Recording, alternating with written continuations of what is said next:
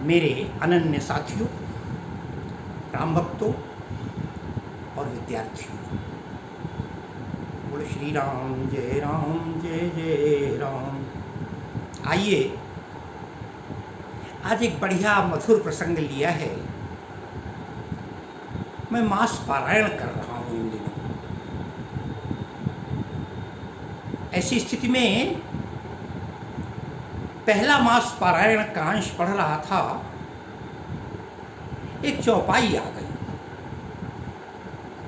गोस्वामी तुलसीदास जी ने जितनी वंदनाएं की, सज्जन असज्जन, देवी देवता, जड़ चेतन, प्रकृति, नर नारी, उनकी तो कोई बात नहीं करते। जब राम परिवार की बात आई, उन्होंने सबसे पहले दशरथ जी की वंदना कर ली। दशरथ जी के परिवार की वंदना कर ली, जनक जी की प्रणवों परिजन सहित विदोहु जाहि राम पद गूढ़ सने। लेकिन जब चार भाइयों की वंदना का नंबर आया, तब गोस्वामी जी सबसे पहले भरत की वंदना करते हैं। यही आश्चर्य का विषय है। बहुत लोगों ने मुझसे पूछा भी कभी था। गोस्वामी जी लिखते हैं कि प्रणव प्रथम भरत के चरना, जासु नेम व्रत जायन वरना। प्रणव प्रथम भरत के चरना, मैं भरत जी के चरणों की वंदना करता हूं। पहले भरत बड़े भी नहीं थे।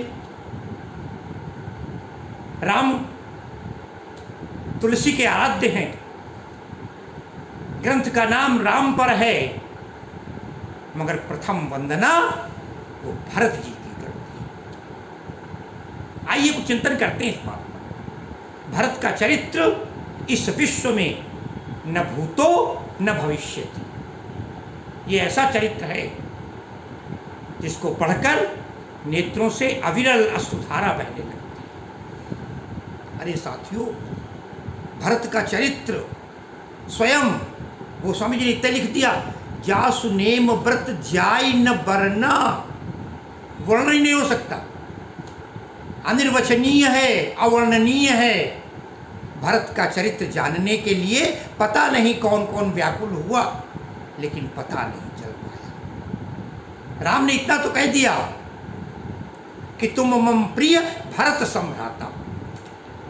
भरत का चरित्र क्या है, कैसे है, उसका वर्णन करने में गोस्वामी जी अपने को अक्षम पाते हैं, अनिर्वचनीय कहते हैं। अरे यही नहीं, भरत जी ऐसा व्यक्ति जिसने 14 वर्ष के लिए भूमि ही नहीं, भूमि के नीचे रसातल पर अपना शयन किया हो, विश्राम किया हो, सारी रात जगे, राम की खड़ाओं को सर पर लगाकर राज्य किया हो।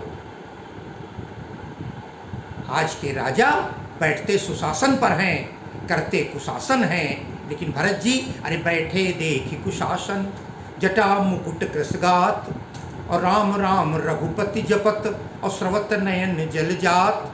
वो चरित्र, बैठे देखी कुशासन, कुश के आसन पर भरत जी बैठते थे। कुश चुभता है, राजा को ऐसे आसन पर बैठना चाहिए, अपने लिए सुख नहीं होना चाहिए। रात में पहरा दिया करते थे। कल्पना कीजिए, अरे जनक जी की पत्नी सुनैना जी जानना चाहती थी भरत का चरित्र। गोस्वामी जी ने लिखा, भरत महामहिमा जल राशि।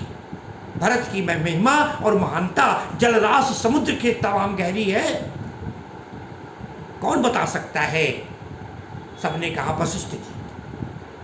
बड़ी खुश हो गई कि वशिष्ठ जी सुनेंगे भरत की महिमा को, लेकिन गोस्वामी जी ने आगे पंक्ति में विराम लगा दिया। भरत महामहिमा जल राशि, पर मुनिमति ठाढ़ी, अरे तीर अबलासी। मुनिमति ठाढ़ी, अरे जो मुनि की मति है वशिष्ठ मुनि की ठाड़ खड़ी है, तीर अबला सी, अबला के समान अक्षम, बिना बोले मौन। उनकी बुद्धि भी भरत के चरित्र का गान नहीं कर सकती, गुणगान नहीं कर सकती। सुनैना जी परेशान हो गई। जनक ने कहा एक बात बताएं। बोली बताइए ना। बोली भरत महामहिमा सुन रानी। हे रानी, भरत की महिमा सुनना चाहती हो? बोली हाँ सुनना चाहती हूँ। बोले जान नहीं राम। बड़ी खुश हो गई, अब तो राम बता देंगे। बोले लेकिन शर्त है। क्या? बोले जान नहीं राम न सकहीं बखानी। राम बता नहीं सकते, राम भी अक्षम है उनकी महिमा का गुणगान करने के लिए। एक बात और बता दें आपको, राम और भरत दोनों की आकृति एक जैसी थी।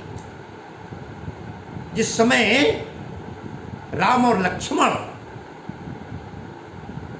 पुष्प वाटिका में हैं, विवाह से पूर्व विश्वामित्र की के साथ जनक वाटिका में विचरण कर रहे हैं, फूल लेने गए हैं फुलवारी में। उस समय चारों बहनें आई थी और दो भाई थे, और देख चारों लिए गए। कैसे? वो समय लिखा है ना, भरत राम ही की अनुहारी। भरत तो राम की तरह है, जिसने राम को देख लिया उसने भरत को देख लिया। और सहसा लखन सकहीं नर नारी, कोई अचानक पहचान नहीं सकता। और लखन शत्रुसूदन एक रूपा, लक्ष्मण और शत्रुघ्न एक रूप के थे। साथियों, भरत जी इतने त्याग करने वाले, जिनके बारे में कहा जाता है कोई नहीं मिलेगा। उर्मिला की चर्चा हो जाती है, सीता की चर्चा हो जाती है, कौन करता है मांडवी की चर्चा? जिसने 14 वर्षों तक भरत के साथ अटल तपस्या की थी, परिवार में रहकर, राजमहल में रहकर भी एक वैरागिनी जैसा जीवन व्यतीत किया था। भरत के अंदर इतनी शक्ति, हनुमान जी को पहाड़ सहित उतार लिया था, रोक लिया था अयोध्या में जाते समय। और जब हनुमान जी ने कहा कैसे पहुंचूंगा, लक्ष्मण बेहोश हैं, मैं लंबी कथा में नहीं जाऊंगा, तो स्पष्ट उत्तर दे दिया, अरे क्या देर करते हो, मैं राम का भक्त हूं, इतना प्रबल भक्त हूं कि आओ मेरे तीर पर बैठ जाओ। तीर पर? बोले मैं? हनुमान जी बोले इतना शक्तिवान पुरुष? बोले हाँ। बोले मैं अकेला नहीं हूं, मेरे साथ विशालकाय ये पर्वत है। भरत ने कहा कोई बड़ी बात नहीं। बड़ी सुंदर लाइन लिखते हैं, चढ़ू मम सायक, अरे शैल समेता, अपने पर्वत के सहित मेरे तीर पर बैठो। बोले पठवहूँ तो ही जहाँ कृपा निकेता, तुम्हें वहां भेज दूंगा जहाँ कृपा निकेत है। अरे साथियों, भरत जी के आगे तो राम की भी नहीं चली, परेशान हो गए। भगवान अगर कहीं परेशान हुए हैं, ताकत अजमानी पड़ी है, तो भरत के सामने लौट करके आ गए अयोध्या से, पता है। और भरत जी दंडवत होकर उनके चरणों पर गिर पड़े। भगवान राम के चरणों में जो दंडवत हुआ है, राम ने उसे बड़ी आसानी से उठा लिया है। अरे हनुमान जी ऐसा शक्तिशाली व्यक्ति, जब जिसके नाम मिलता है, कपि उठाए प्रभु हृदय लगावा, और कर गई परम निकट बैठावा। वहाँ हनुमान जी को उठा लेते, लेकिन भरत को नहीं उठा पाए। कभी सोचा है आपने? नहीं उठा पाए भरत को। पंक्ति देख लीजिए, है ना, परे भूमि नहीं उठते उठाए। आप कह देंगे प्रेम के कारण उठाए, नहीं उठ रहे थे, इसलिए ऐसा होगा नहीं। कहते हैं बल कर कृपा सिंधु उरलाए, बल कर, बल लगाना पड़ा।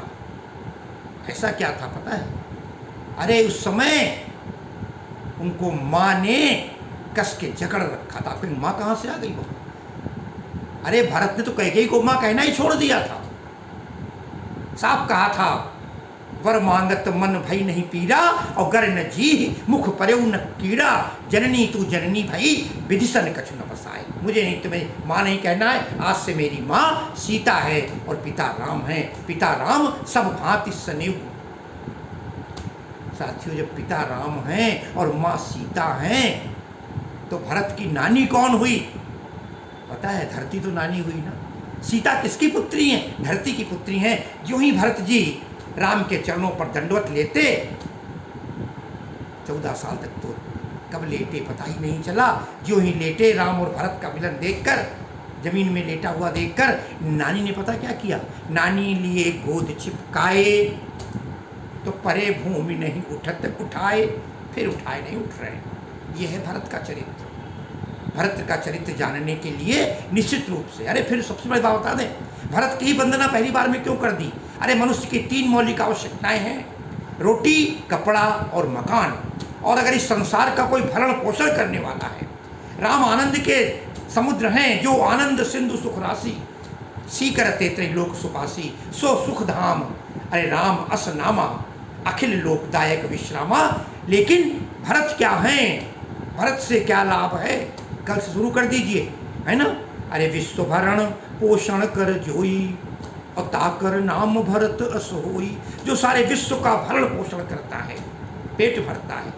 अरे साथियों, लोग तो यहाँ तक मान्यता है हमारी, यदि आदमी को नौकरी न मिल रही हो, घर में गरीबी हो, खाने के लाले पड़े हो, तो इस चौपाई का पाठ कीजिए। अरे विश्व भरण पोषण कर जोई, और ताकर नाम भरत अस होई। एक बार प्रयास तो करिए, देखिए भारत का वो चरित्र। निश्चित रूप से भारत में जो भरत हैं अवर्णनीय हैं, अनिर्वचनीय हैं। भारत जैसा चरित्र, भरत जैसा चरित्र इस भारत में क्या, विश्व में भाई जैसा चरित्र नहीं मिलेगा, है। भगवान राम स्वयं जिसके आश्रित हैं, भगवान राम स्वयं जिनको की आंखों से आंसू अविरल धारा बहती है भरत को देखकर, भरत में गले लगाने पर, है ना। स्वयं दशरथ जी ने कहा था, सत्य कहूँ कई शंकर साखी, और मोरे राम भरत दुई आँख। अरे 2 आँखियाँ हैं। सारे विश्व का भरण पोषण करने वाले, विश्व का पालन पोषण करने वाले अगर खुद ही दुखी हो जाएंगे, विश्व का कल्याण कैसे होगा? गोस्वामी जी ने रामचरितमानस लिखने से पहले यही सोचा, रोटी तो मुख्य चीज है, तो क्यों न पहले भरत की वंदना कर ली जाए। और उन्होंने बड़े प्रेम के साथ भरत की वंदना की। बोले प्रथम भरत के चरना, और जासु नेम व्रत जाई न बरना। उसका तो नियम और व्रत का वर्णन हो ही नहीं सकता। ऐसे भरत जिनको देखकर एक बार मन श्रद्धा से झुक जाता है। आइए भरत के नाम पर एक बार पुनः भरत जी का चरित्र पढ़ें, समझें, देखें। हमारे कई वीडियो हैं भरत पर, आप उनसे बात कीजिए, देखिए, सुनिए। निश्चित रूप से भरत इस संसार का कल्याण करते हैं, आपका क्यों नहीं करेंगे। इस चौपाई का पाठ कीजिए। विश्व भरण पोषण कर जोई, ताकर नाम भरत सोई। राम के प्रिय हैं, रामानुज हैं। इस भरत को मैं सत सत वंदना करते हुए गोस्वामी जी के चरणों में सत सत निवेदन करता हूँ। बोलो सियावर राम चंद्र की जय।